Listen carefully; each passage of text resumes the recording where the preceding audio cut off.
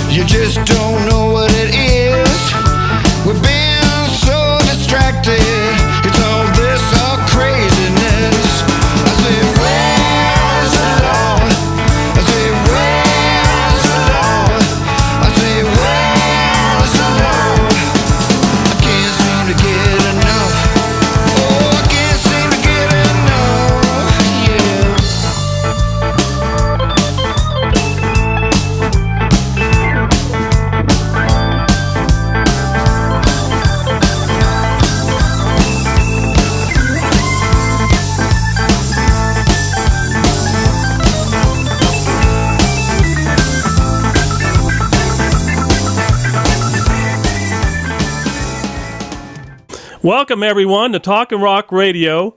My guest today is a guitarist, a vocalist, a flautist, and oh yeah, that doesn't mean that he likes flautas necessarily. In El Paso, he probably would like flautas. He's also a songwriter and a band leader. He was once a roadie for Hall & Oates. He's originally from El Paso, Texas, and worked in New York, New Jersey, and Maryland, and now lives in Ruidoso, New Mexico. Welcome, my musician brother from a different mother, Rich Chorné. How you doing, bro? Hey, I'm good. Glad to be here. Glad to be live. glad to have you with us, man. You know, we need to add one more category of something that you are. Top Blues Album of the Year artist for the state of New Mexico 2023. Yeah, how about that? I'm pleased with that. That is so cool, man. What an achievement, man. We're really proud of you, man, down here in El Paso. It happened, and I'm just so happy for you, man. Well, thank you very much. I really appreciate it, and you know, I'm floored by the honor. But, you know, we worked hard at it, so we'll accept it. Yeah, you really did. Now, not to make you feel old or anything, but, you know, I just realized we've known each other for 55 plus years. You counted. I know. We both go back to around 68, 69. We were playing both at the Knights Club, at the Roadway Inn there at Bassett. You had performed with the Sojourners, of course, a real popular folk rock band here in town, as well with Joe Renteria, right? Right, that's correct. Yeah. I talked to him about a year or so ago, and he's still doing his thing out in L.A. He's doing movies and everything. Yeah, I heard he's an actor, and I heard he was in that Queen of the South. Yeah. La Reina del Sur. Yeah. Right. Yeah. Yeah. It's a pretty good series. That's a binge movie. Yeah, it is. Yeah, I've watched every one of them. Going back to those years, Rich, what are some of your fondest memories or takeaways of those days? Well, what was it? The guy that owned the Knights Club, Bud Nichols, and he'd go like this, and he'd introduce the band, and he was a little bit awkward, and we'd make fun of him. But that's sort of an inside joke. No, I think the most important thing was the Roadway Inn was a sort of like a casino. They opened up their ballrooms, and we had all the ballrooms open at one time, which meant close to 1,000 people. Yeah. And, you know, and Joe did a show. He was like Frank Sinatra, and we backed him up. And you couldn't get it any better than that. I mean, the other thing we did was we used to fly to Las Vegas, and we did a show there at the Sands because Mr. Chagrin took us there. Yeah. And every time he went to Vegas, they rolled the red carpet out for Lee Chagra, man. Correct, yeah. And I saw him play blackjack with 4 hands and about $1,000 on each one. Yeah. And so that was fun. Yeah, I hear you, man. Well, years later, we both had daytime jobs, and you left El Paso, I left El Paso, and then you ended up going all over the place. But I know in 2008, you asked me to be a part of a panel discussion that involved a celebration or a tribute to Norman Petty. That was a great event because you had the Fireballs there. You had Peggy Sue from Buddy Holly's camp. It was really a neat event that you coordinated, man, and put together. You want to talk about that a little bit? Well, the people that were running the Hubbard Museum at the time were very, they were pretty, they wanted to have programs, and they were pretty cooperative, and I just offered to do this program. Again, the people that were there, you have the list of who attended, but there was a strong relationship between the people that I knew. For instance, Danny Lucas. Who else was on that list? But anyway, The point is that I felt at the time we should do something for Norman Petty. And, I recorded there, I think twice. And it turns out that that's quite not too many people recorded Norman Petty's, but at that time, there were just a few studios in the country. You go to LA, you go to Atlanta, maybe you go to Detroit, you go to New York, and then you go to Clovis. Well, it must have been pretty good. You had Orbison there, you had Buddy Holly there, right. Peggy Sue was part of that. The Roses, the backup vocal band, the Roses, they were incredible.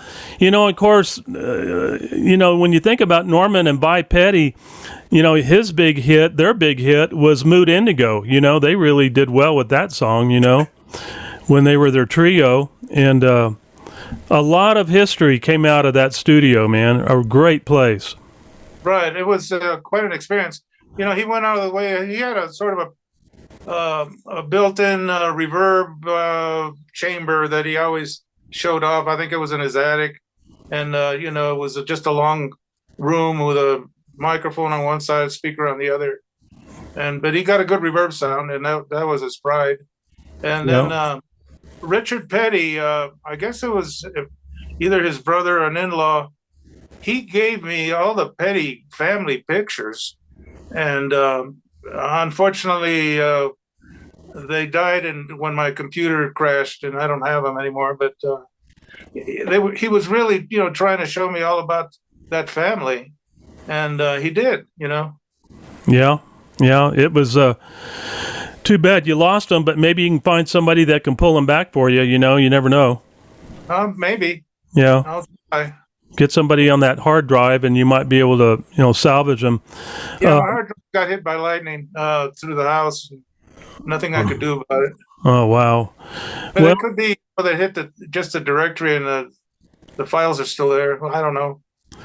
Just a little bit after that event that you asked me to be a part of in 2009, you and I actually got to play together. That was our first year to do the annual production that I started in 2009 called Border Legends of El Paso. But what was really cool is that you were part of that very first show that we did. We did it for 8 years, but you played with the Sojourners that night. It was really cool. And they hadn't played in years, and we threw something together, and it was good to see Ron and Sue, and it was a neat gig. Yeah, I couldn't find Bert Peters, man. So, tough gig. I ended up playing drums, and it was a blast. I just had so much fun being a part of the Sojourners. In fact, the irony of that group, that story, is that the first time that I made contact with my future wife was at the Jet Set Club when the Sojourners were playing, and I looked over. Actually, my dad pointed it out. He said, that's Sharon over there. You know, remember her from the show that you all were in last year or whatever? And so I looked over, and sure enough, so I was there with a date, you know, seeing the Sojourners. And so I said, I'll be back in a second. I acted like I was going to the restroom, and I kind of snuck around the club and went over and asked her for her phone number. She was there with Rick Stone that night. Just, you know, they were friends. Went over and got her phone number. About a week later, we started dating. And about 3 years later, we got married. So we've been married ever since. I'm glad you did that. Well, that was, you know, that the whole thing about El Paso at that time was people were going on maybe 5 days a week. They would go out on Mondays, you know, and some people had gigs on Monday. I think I did. And, well, you know, people just didn't go home. That's what I loved about the Nights Club, man, is that, you know, it was one of the few places in El Paso that had entertainment 6 nights a week, sometimes even 7, you know. Right. We were the house band there for at least 3 years. When I was there, Jim Reese was with us, and Dick Greco, Gail Hageman, and then we added Charo, the trumpet player, and we had numerous guys that came in and out and worked with us that were part of the 62nd Army Band out at Fort Bliss that would come in and work with us some. But you know what, guys, you and I could sit here and talk about the past forever. You know what? Yeah, I mean, it was loaded with events and loaded with people. You know, you talk about that Army band. I played with them too. Oh yeah, they had a stage band, but they didn't have an electric bass player. So I would do gigs at Fort Bliss with long hair, and you know. Well, did you remember Mark Cianfrani? Was he in there when you were there?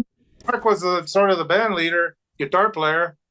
Yeah. And, I don't know if he's alive or not. Is he? No, he's not. He passed several years ago. He was a cop out in L.A., but he was in our band for at least a year, and we had some great times together. I mean, I remember times when he would hold a guitar up and play it with his teeth. Did he ever do that with you? Yeah. Oh. He was. No, he was. The big thing back then was Blood, Sweat, and Tears and Chicago and all. And we tried to emulate that stuff. And, you know, that was good. Those guys were, they were amazing. That was the Army band. They had to be good just to be in it. Exactly. Well, and Mark, he was a phenomenal player, man. He was a good singer. I mean, we did, you know, all of those songs that you were mentioning, BS&T, and he was just incredible entertainer, man. But, right. Well, you know, what I'd like to do right now is come forward and talk about today and what's been going on in the last week. I mean, I want to go ahead and introduce your partner in crime there, man, the guy that owns the studio you're in right now. There he is, Richard Cagle. How you doing, buddy? I'm doing good. How are you today? Fine, man. Richard is the owner, proprietor of the Montrose recording studio there in Ruidoso. And I wanted to ask you, man, first of all, what's that? Montrose. It's got a T. Montrose. Oh, yeah. Well, I thought that's what I said, Montrose. I didn't say Trose. I said Montrose, but it's a T. Anyway, what brought you to Ruidoso, Rich? You know, why? I mean, you came from a very large city to a very small one. Had you been to Ruidoso before, or what was the impetus that got you there? Well, you know, me and my wife found this place about 35 years ago. And we always said, one of these days we're going to move up here. Oh, and wow. So we finally did I guess been here 8 years now. All right. And did you and Chorne meet up there, or how did you all get to know each other? Yeah, there was the first person I met up here that was a musician, was also a DJ at the radio station here. Her name was Susan Cobb. And so she goes, I know somebody I want to introduce you to. And so she arranged for us to have dinner, us three. And that's how I met Richie. Right. All right. Well, that's cool, man. Well, it's been a great partnership for you guys, of which I will show here in a little bit as we get to some of the music. You've got quite a history yourself, Richard. You know, you're a writer, you're a producer, you're an audio engineer, you're a band leader, you front one of the best bands I've heard in a long time, man. Richard's got a band called the Voodoo Choir, Richard Cagle and the Voodoo Choir. And I tell you, man, when I listen to these selections on YouTube, I'm going, he's got to have the best musicians in Houston in that band. He did. I did. Man, I tell you, I couldn't listen enough. They're rock and roll stew. Man, I love that song. Actually, that's one of the ones. Whenever that album came out, and we did really, really good in Europe. And in London, we had a blues station pick up the album, and they loved it so much they were friends with the rock station, and they threw it over to them. And so I was getting blues play on the blues station, and rock and roll stew was getting played on the rock station. Oh, man. About a month and a half, 2 months. And it was great. I was sitting there going like, we're getting played in London. Right. Well, the other night when I went to bed, I was listening to some of your, clips off the YouTube, and there's some in there, man, that I just really, really liked. And I'm going to have to go back and research again, because there's one of them where I'm trying to figure out the time signatures, man. I mean, everything else I know, it's pretty straight blues and all that. But, man, there's one that you're doing, and you might know the one I'm talking about. I can't think of it. But, man, you've got about 2 or 3 different time signatures going on in there. You know which one it is? No. Oh, when I find it again, I'll send it to you. Yeah, but being a drummer, I'm always thinking about, okay, that's interesting. Yeah, a 5/4, okay, 7/8, okay, that's cool. But this was pretty mind blowing. I'm going. It was interesting though, very, very interesting. I want you to talk a little bit about your history. I know you have produced and managed Carolyn Wonderland and Johnny Winters both, right? Well, I recorded Johnny Winters. Okay. I recorded Johnny Winters back with Uncle John Turner, which was his original drummer whenever he got signed to Columbia, and Jeff Gantz. And that went down in 92. But okay. Carolyn Wonderland, I picked her up about the same time I started managing her in 92. So and worked with her, did her first 2 albums, got her going, got her a major publishing deal with Warner Brothers, and then also got her offers by major record companies. So you were on the phone a lot with Nancy Fly, her agent, I guess, right? No, we were doing it all our own. Nancy wasn't in the picture till Carolyn moved to Austin. Oh, I see. Yeah, and that's about the time we got to know her. We first saw her in El Paso when she did the State Line Summer Concert Series here, and then after that, we kind of followed her still. She played a lot in Austin, Threadgills and in a lot of places, but a great talent. We really enjoyed her. She was a good player. Now, I understand you've got a new Voodoo Choir album coming out? Yeah, we're almost finished with it. We're probably, I'm thinking about 2 to 3 weeks away. Okay. We'll probably schedule it to go out in a couple of months. Are you gonna master it there, or are you having somebody else master it? I'm gonna have somebody else master it. Yeah. Okay. Now, do you still have a presence in Houston with a studio there, or is it all in Ruidoso now?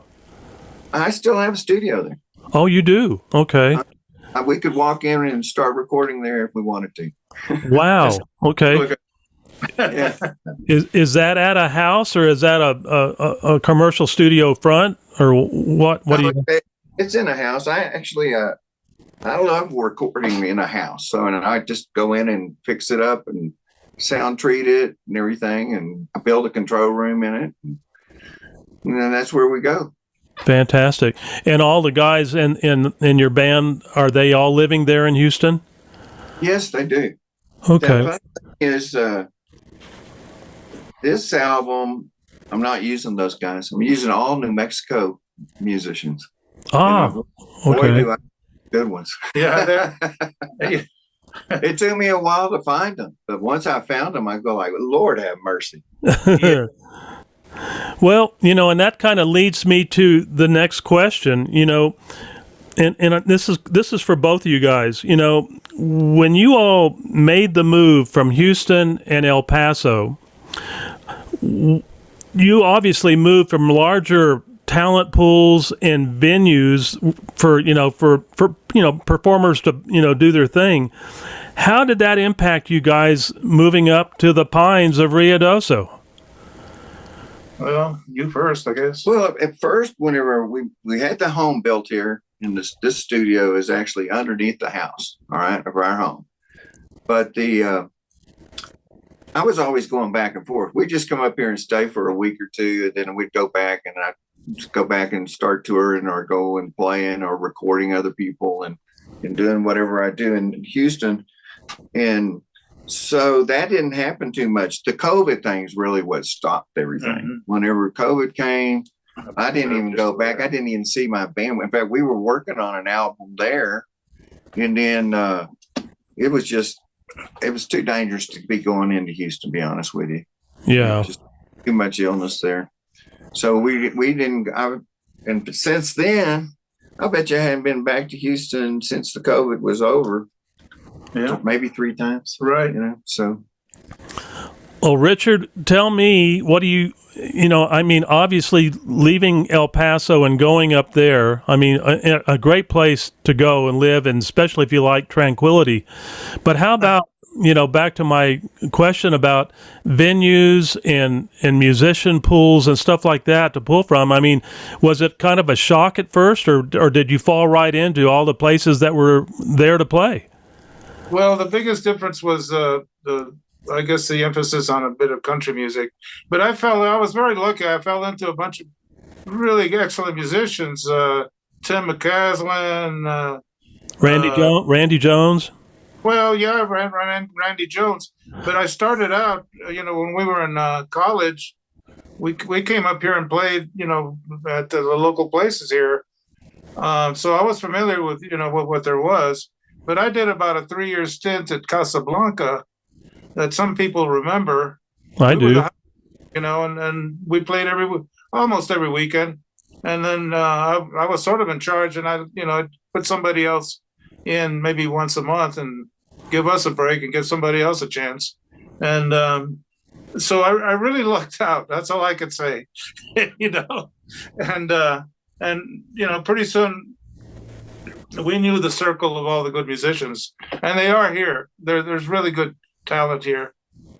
Oh, there really is. You and being as accomplished and as good as you are, I'm sure had no problem, finding them very quickly. And like you said, you were the house band there at Casablanca for a long time. We saw you perform there, and you'd pull in people like J-Boy and different guys to play with right. you, and it was always good, always a great night of music. We always enjoyed it.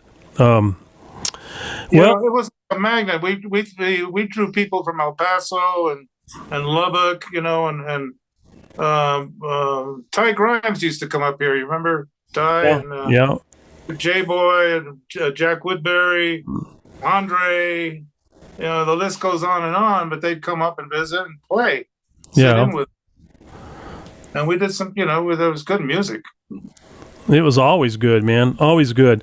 Well, what I want to do right now is I want to have the viewing audience have a little tour of that incredible studio there. Rich, why don't you grab the camera and walk around a little bit and tell us about it? Well, let me do one thing for you. Okay. All right. So this is Richie's new. Oh, yeah. But it's not alone. This is mine from 5 years ago. That's cool. That is so cool. Now, was yours for the album, or was that top blues song? It's top blues song. It's off of that Dose album, and it's slow blues. Oh, nice. Excellent. Well, it was a total album. They didn't have this category before. Yeah. Sweet. Yeah. I thought you might like to see that. Yeah, I appreciate that. That is so cool. Well, you can see an award-winning studio. Yeah, that's exactly right, man. With award-winning performers and writers and the whole package. Well, let's go on the tour if that's all right, man. Sure. All right, so we're going to just swing you around. I'll show you just a little bit. Here's our console here. All right. Yeah. All right, and then we'll go out the door. Is that a 24 channel console? 40 channel. 40. Okay, great. Okay, so we come out here. Here's our little refreshment area where you store stuff in the fridge and all that. And here's a first piano right here. It's a little Yamaha. It's what they call a hybrid. But it sounds beautiful. All right. A great DW set. I love that set. Oh, it's a wonderful set. See, get right here and look at that. What color is that, man? It's not a maple. What is that?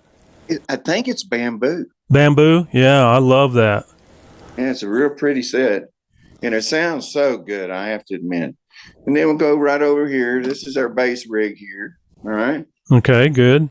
And then here's our other piano. This is a 1900 Mason Hamlin right there. It's a wonderful sounding piano. Okay. And then, of course, you can see, maybe you can catch how big the room is. You know, it's a pretty decent size. Got and the of course, some Fender Deluxe there. Yeah, that's the Johnny Winters amp. All right. That I used to record Johnny Winters on whenever I record him 92. Yeah. Beautiful. Yeah, we like Fenders. There's the Fender Deluxe. And here's some Line 6s, but they're not the normal Line 6s. I don't really care too much for the Line 6s, but all three of these are Bogner tube amps. Oh, right? okay. Those are hard to come by. Yeah, they are now. They are.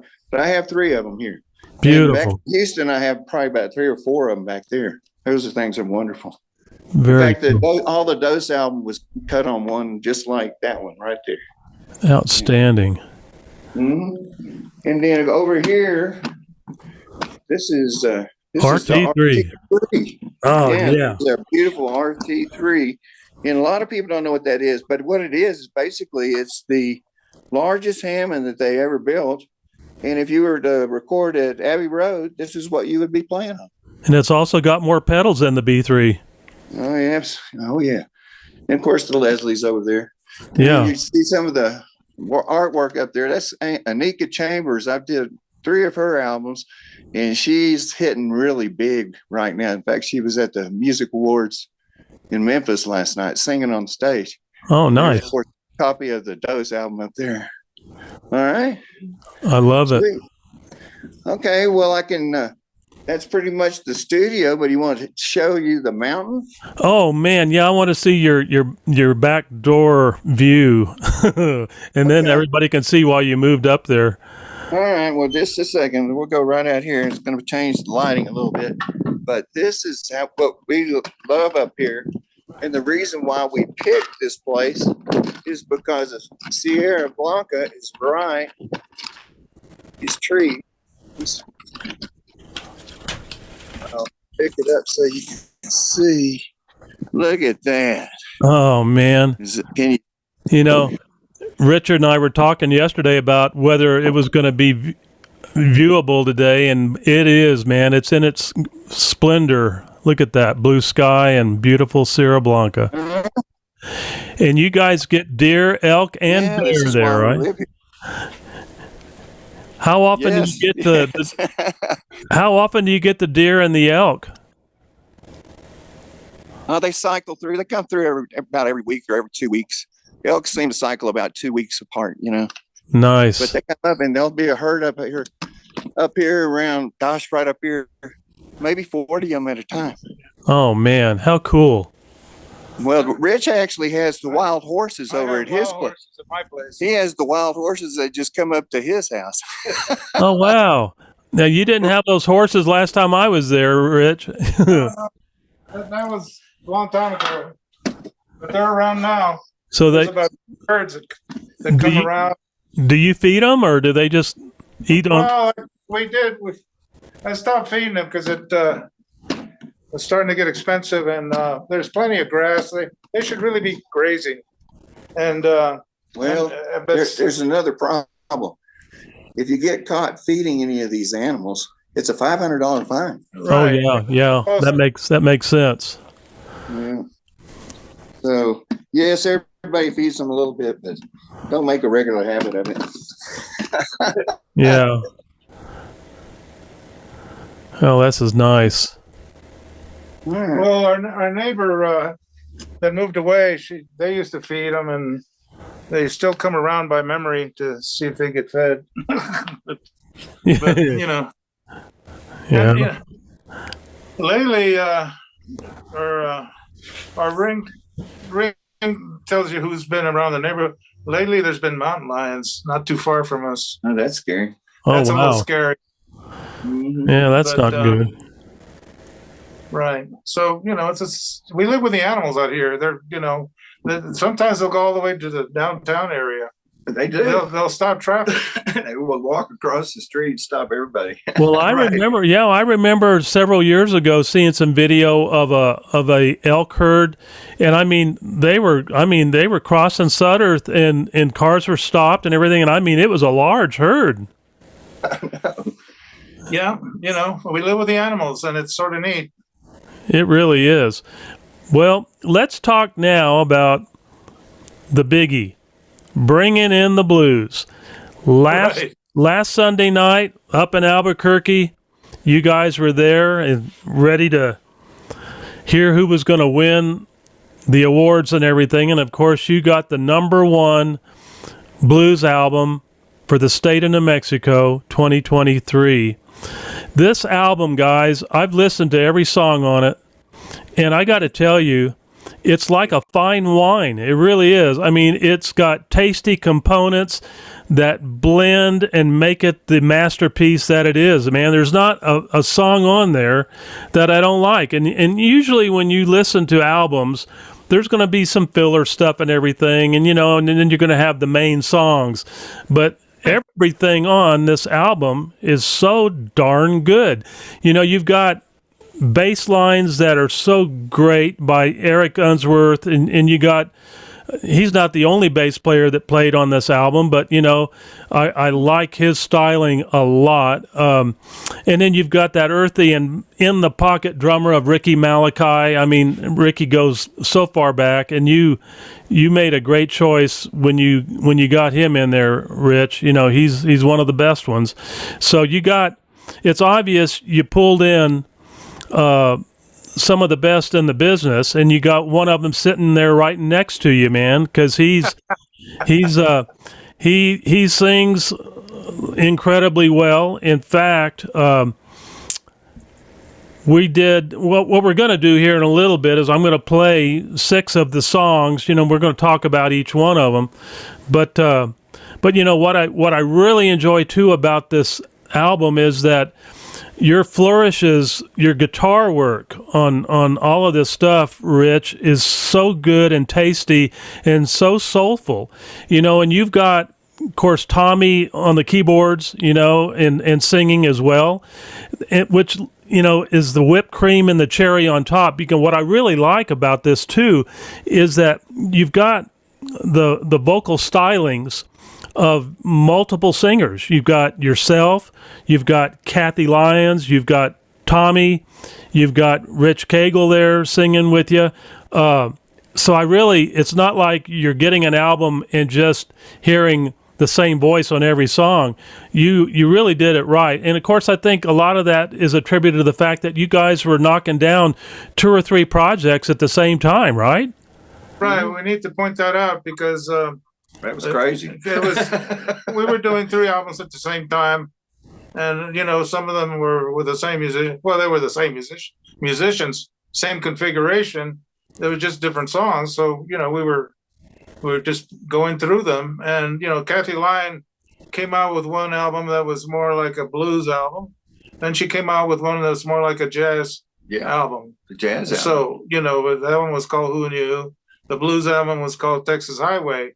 Unfortunately, we didn't enter them into the contest, but if we'd had, maybe we would have won something, because it's the same configuration, the same sort of sound.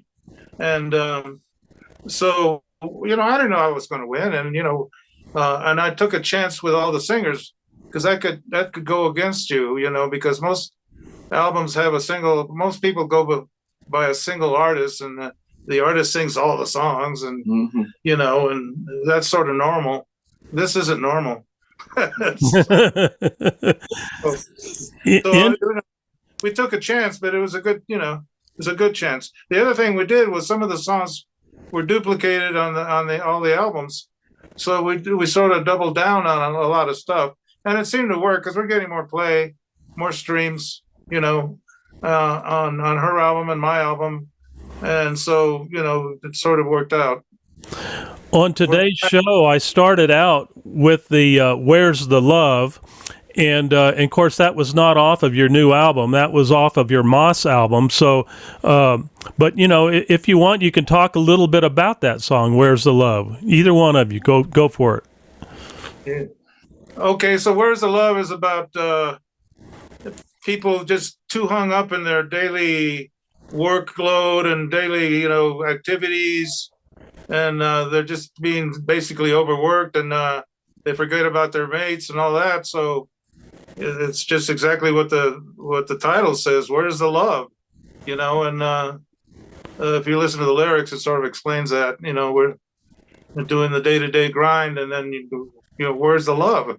Yeah, I didn't play the whole song at the beginning. I just played about a minute and a half. So those of you all that want to hear the whole song, you can go on Rich Chorné YouTube and definitely find it on there. So let's. The other thing I want to point out on that song is when I record here, there's a certain comfort level where some of the songs we recorded were the guitar tracks were recorded straight through. I didn't go back and overdub. So it's all about the inspiration at the time, So we set up a song. The rhythm section was what we wanted, and then I recorded the guitar track, and I recorded what they call a scratch vocal, and then. But that song was done pretty quickly, and it was pretty much the guitar work was pretty much first take. And then Richard came in and finished it off with his vocals. Excellent. Well, let's talk about the first one that I want to play today off the new album, off the winning album. And it's called Checking Up on My Baby, and it's one that you sing, Rich. Why don't you talk a little bit about it? Well, I wanted to do that sort of easy. I wanted to do a recognizable blues song, and we put two of them on there. And Checking Up on My Baby is a sort of a Sonny Boy Williams standard. It's been around. If you're a blues person, you know about Sonny Boy, and you probably know about that song. So that's, and it's one of the songs in my repertoire that I've had for a long time. So I just decided to do it because it had a lot of comfort level.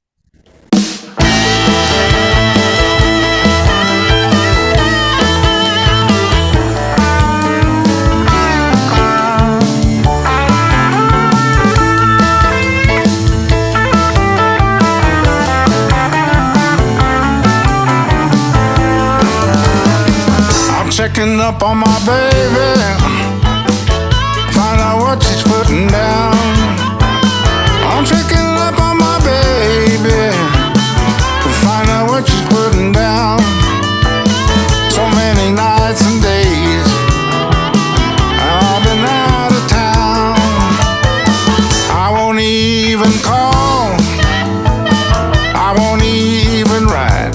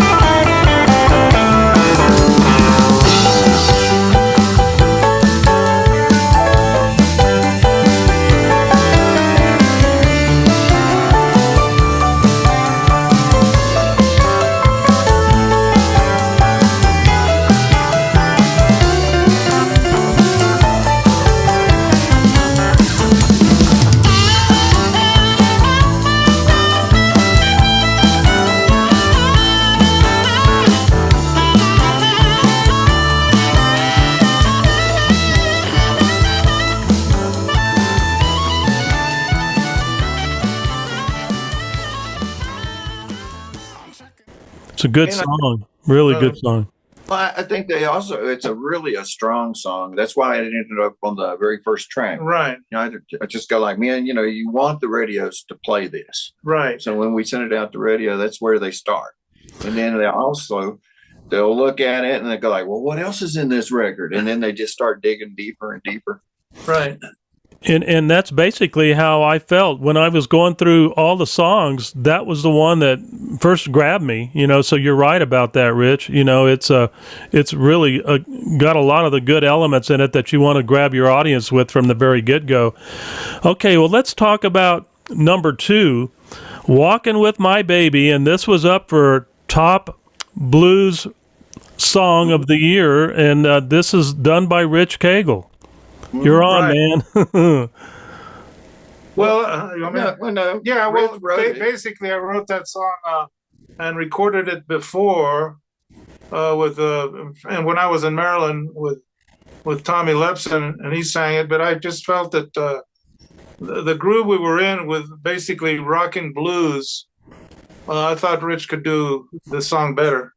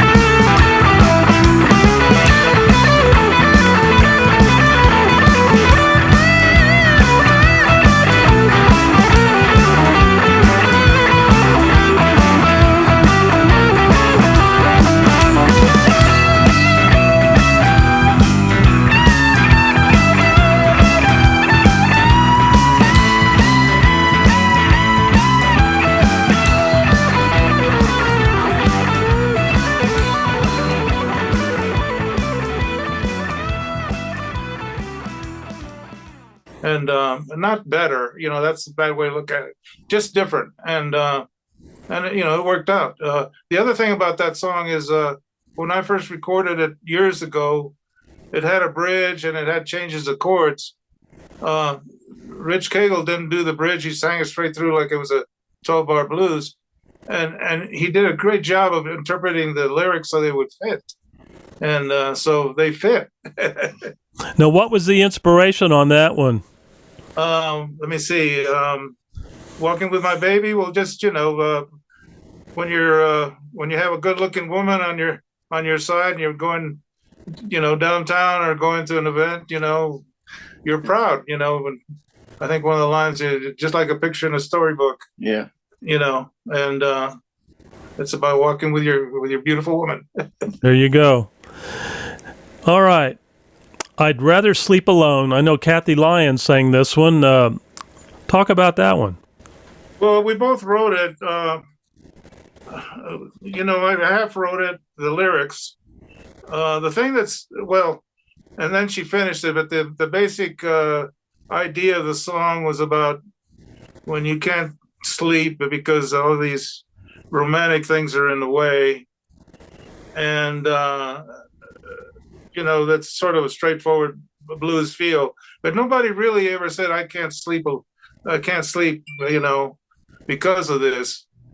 And so I thought that was sort of a unique way to look at it, because I don't remember a title like that. Secondly, the bass line and the rhythm of that song is solid, and it's different, and it carries the song through. That was, again, another Eric Unsworth thing.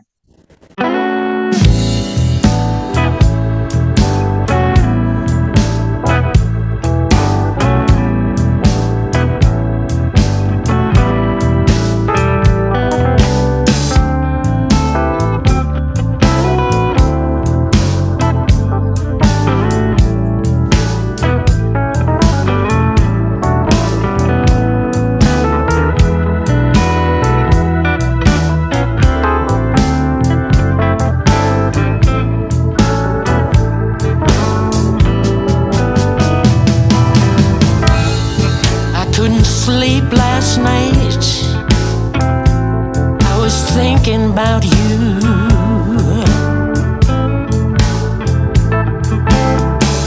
No, I couldn't sleep last night, I was thinking about you.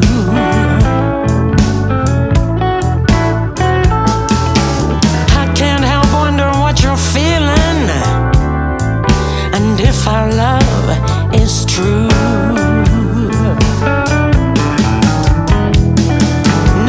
Tell me that you love me, so why won't you pick up the phone? Oh, you tell me that you love me, so why won't you pick up the phone? No, no. If you don't wanna be with me, well then I'd rather sleep alone.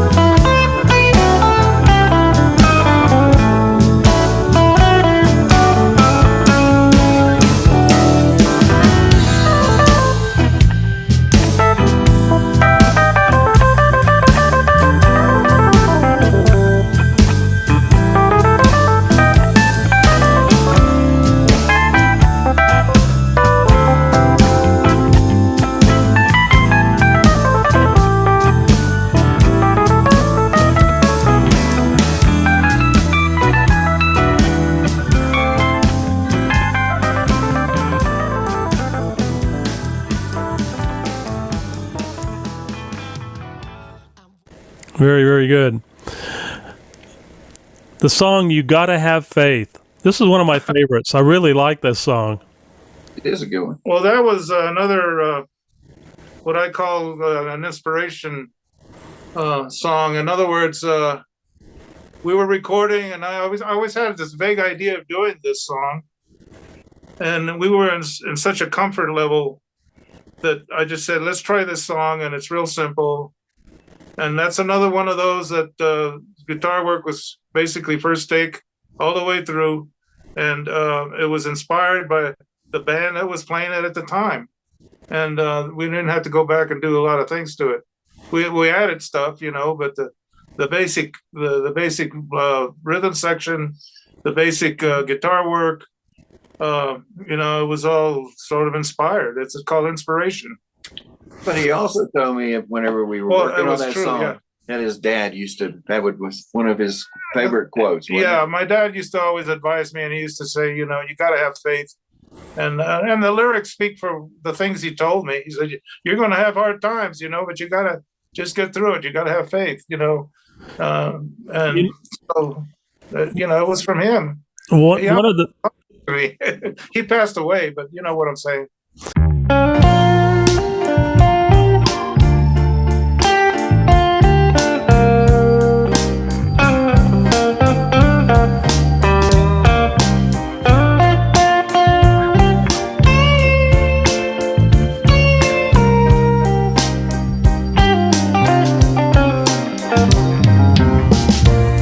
You gotta have faith when you're down and out.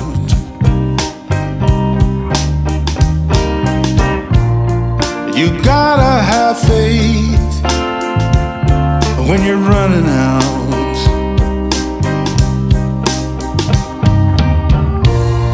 You gotta have faith, it'll get you by.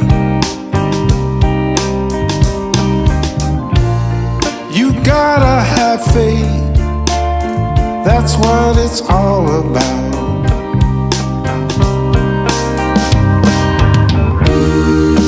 Daddy said there'll be days like this, Days like this, when it seems that life is hit or miss. hit or miss. Oh, you gotta have faith when you're high and dry.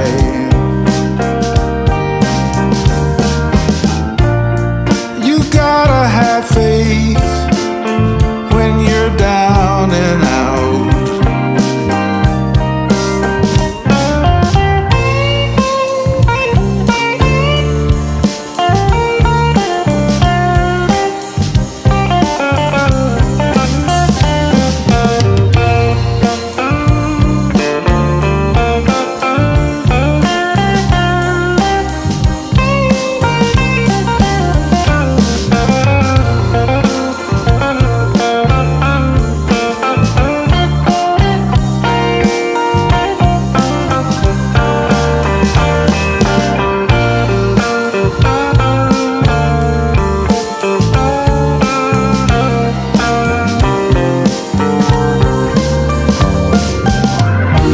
Daddy told me there may be hard times ahead, Times ahead, when you'll be hanging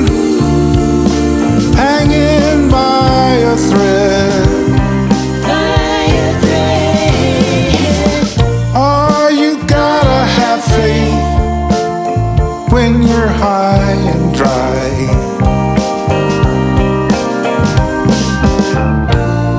You gotta have faith when you're down and out.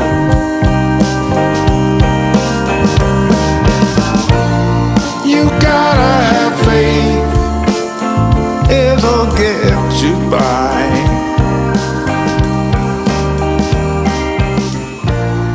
You gotta have faith, that's what it's all about. One of the things that I liked about this song is that towards the end, about every 4 bars, that you all are singing that refrain of, you got to have faith, and you keep reminding everybody about 4 or 5 different times as you're going out on the song. And I think that made the impression on me. I really liked hearing that the voices say that over numerous times at the end there. Right. Okay. Well, that was Julia, and she's one of the artists that work here. Julia And- Cosby. Julia Cosby, and she's got her own CD that came out of this studio, and she's very talented. But let me see, what was I going to say about that? Not much more, but I'm really happy with the way it came out, and it was one of those that was inspired from a real life experience. In other words, it's something my dad said, and I just interpreted it into a song. And Good it's for about you. faith. It's as close to being religious as I could get on that album. There you go. Okay, this next song called "Please Come Home." I know Tommy Lepson sang it. Did he play the organ on that one as well? No, Tommy didn't play organ on any of my tracks. Okay. He's on other CDs, however. He was a B3 player, and he's great CD B3 player. But let's see. What was the song again? Please come home. Did that's the one that Gutierrez play on that one, or who played? Oh shoot! I have to look at this. I think that was. I think that was Bud. It was Bud, or it may have had two keyboardists. Ruben Gutierrez might have played one of the leads. Yeah. And the other thing about it is that it's a little different in terms of the excitement level. In other words, there's an artist that I like. His name is Ronnie Earl, and the thing about him is he's not just blasting out and doing killer electric. He just evens it out. So the intention of this song was to have sort of a not that it didn't have emotion, but sort of sort of a low key approach. And then Richard Cagle put his vocal on it, and I gotta say that's one of the songs that gets played the most on some of the streaming services. They're all different, all of them have different favorites.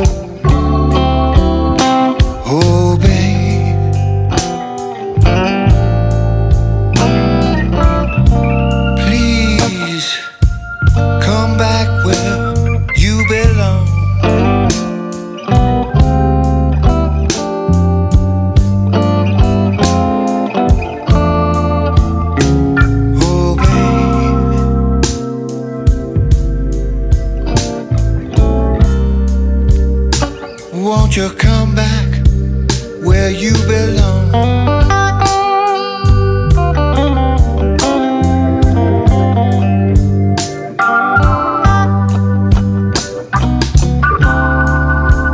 Too many nights and days,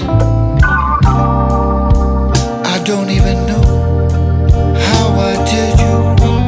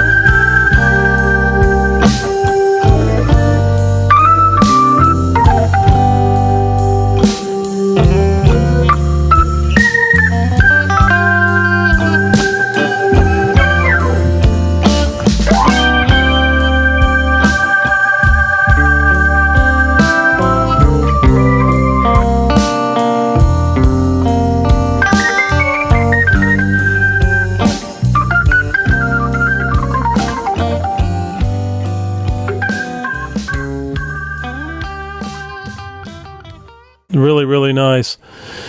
Okay, and then What Are We Doing? Another one that you wrote there. Yeah.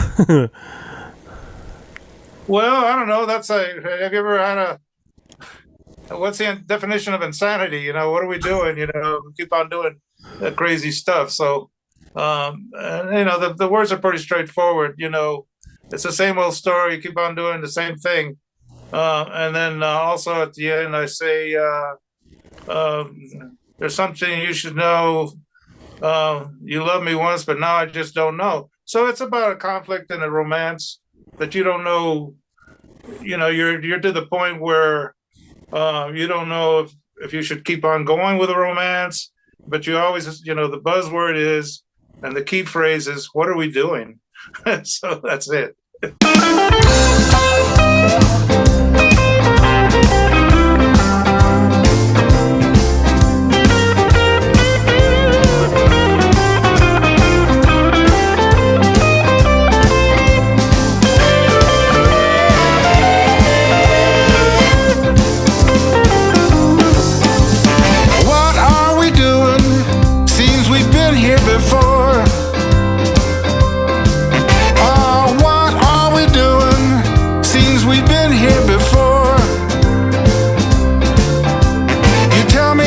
Sorry, but I can't take it anymore.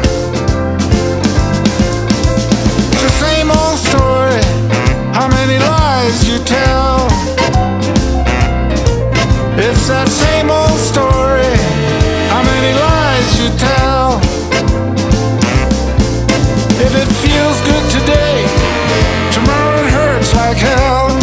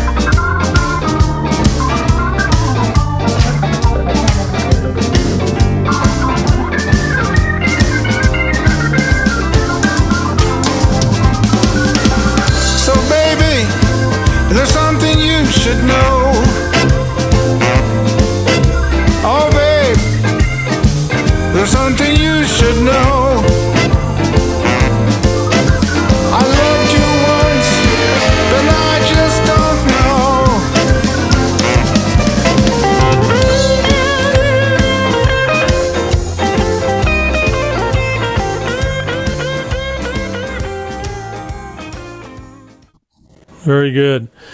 The one that I'm going to take this show out on is called Shining Star, and I really like the bass work on this, man. He really is in a very cool groove. I really like that song. But before I take it out, what I want to ask you guys is if there are any other stories or anything that you'd like to share. I really enjoyed doing this show with you guys today, and I wanted to give you an opportunity to make any final comments or anything that you might want to share with everybody. Well, the only one, I'm really grateful that you're doing this. I really appreciate it. Yeah, thank you very much for and it's sort of we're sort of a one-man show or a two-man show right now. So we have a publicist, and in this case, we're not using it, but we appreciate this kind of promotion, and so we got to do a little more. We got to be a little better. I mean, the business is so wide and so complex. One person can't do everything, and then so even recording, we can't do it all. But you need a team. But in this case, we're very grateful for this opportunity here, and we'll look for some more, and we'll find some more.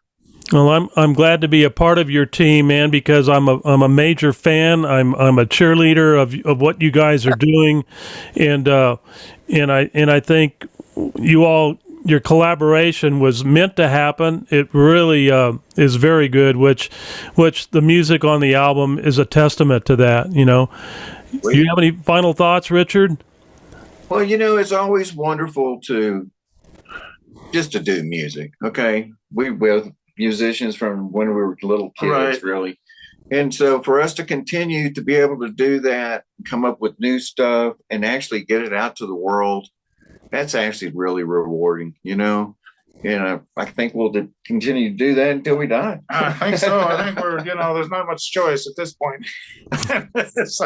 But no, it's fun. And, and to do it at this level is a real privilege. And I didn't expect that to happen until I met Mr. Cagle. And the other thing is, this studio, it's inspirational. So, I encourage people that thinking about a project to come this way and sure, come on up. Come on up. It's easy. It's comfortable. It's cool. Well, that's why I wanted a tour, because I picked up on that from the get-go, man. I mean, when you take us into that room, it just looks like a place that needs to be played in, man. That great DW kit there, and that B3 wannabe, I mean, the RT3, it's just, man, it's all there, man. I mean, no one needs to do anything but just grab their axe and get their rear ends up there and make the magic happen, That's true. It's pretty quick. There's not a lot of downtime in trying to set up or having to fix problems. It's pretty quick. Mm-hmm. The other thing is on my other projects, all the projects I've done here, there's just a positivity to it. Everybody's very positive. Wants everything to be, a success. And there's not a whole lot of drama or negativity or any of that stuff. And, we're just there to make good music. Mm-hmm. And everybody's into it. Yeah. Good for you guys. Thank you for being a part of Talkin' Rock with us today, guys. And we're going to close this segment out with Shining Star.